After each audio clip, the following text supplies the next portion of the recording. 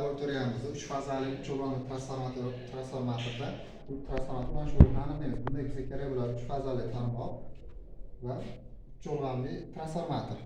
Bizga keyin ulashtirish uchun kabellar va amperometr, voltmetr va kosinus finallovchi qurilma.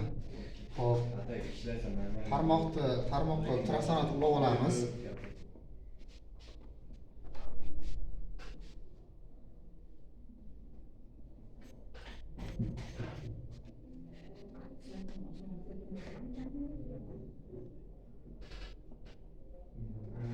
Chulg'onlarimizni cho'mchak suvda ulab olamiz.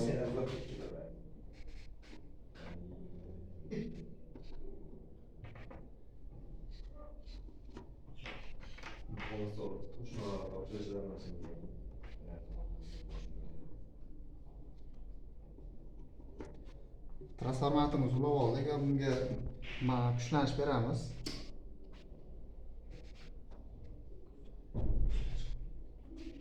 Kuchlanish berganimizda hop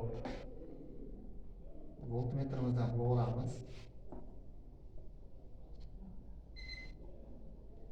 Hop, ulab olganimizda olingan ikkala kuchlanishlar orasida, potensial orasida olingan farqlar, ya'ni kuchlanishimizni berilgan parametrlarga solishtirib, hisoblar natijasida ulanish guruhini aniqlashimiz mumkin. Shak. Bildiring, ajoyib.